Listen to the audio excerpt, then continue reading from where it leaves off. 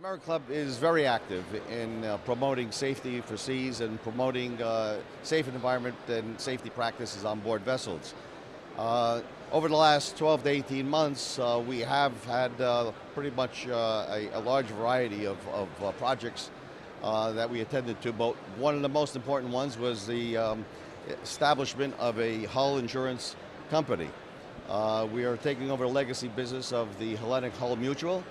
We're proud to be part of a 21-year legacy in Greece and Cyprus shipping, and we're about to receive our license, and that would be an exciting moment for the American Club as well as for the Greek and Cypriot community.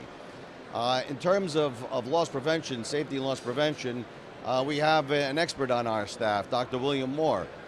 He has considerable information and knowledge of the industry, and we have worked with him to arrange a number of loss prevention safety informational booklets.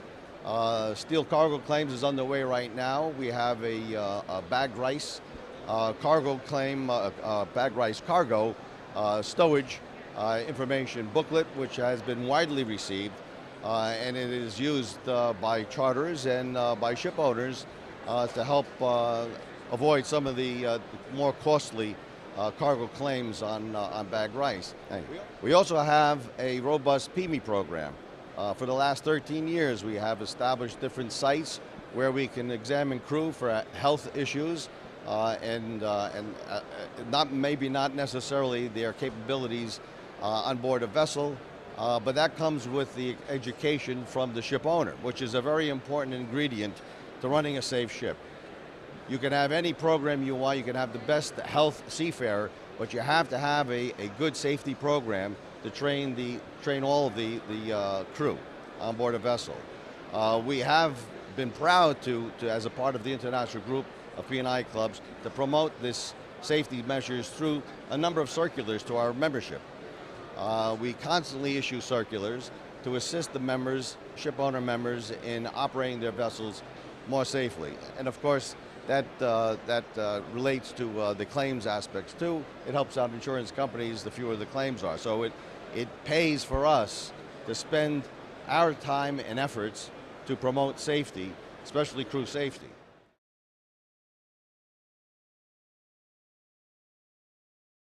Biggest challenges that are being faced right now by the shipping community, there are several. There's the oil pollution is always an issue, operational oil pollution from stern tube sleeves. There are seawater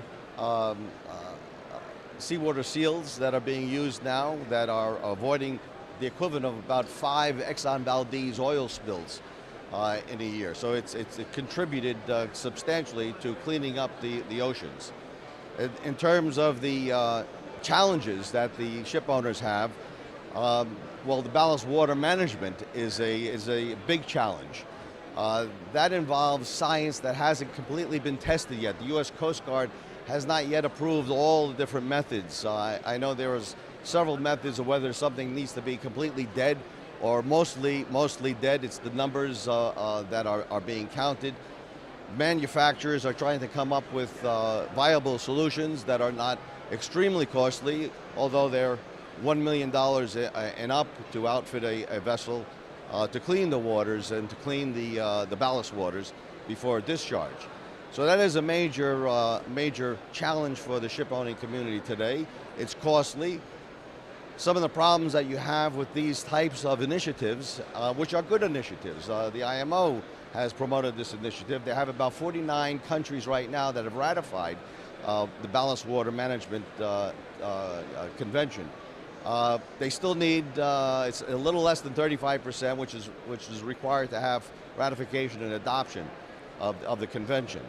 The challenges for labs to properly identify whether the invasive species have been eliminated from the ballast water is still undergoing. It's underway, and I'm sure they're going to come up with the science that will accommodate all parties, or the regulators and the clean environment, and also keeping in mind the challenges that the ship owners have in these tough economies. Usually when you bring on a new challenge for a ship owner or a new requirement, new regulation. Sometimes they happen in a time where it's a robust economy. Ships are being employed 24 hours a day, 7 days a week, so there's little time to take out of operation a vessel to outfit it for these types, to satisfy these types of regulations. Now when you're in a market like we are now, with the shipping industry not being at the top of its cycle, it's at the bottom of its cycle, it makes it more expensive for the operator to take his vessel out. The money is tight, so it's at cross purposes. It's a challenge for the ship owner to get the right systems in place and the timing of implementing these systems.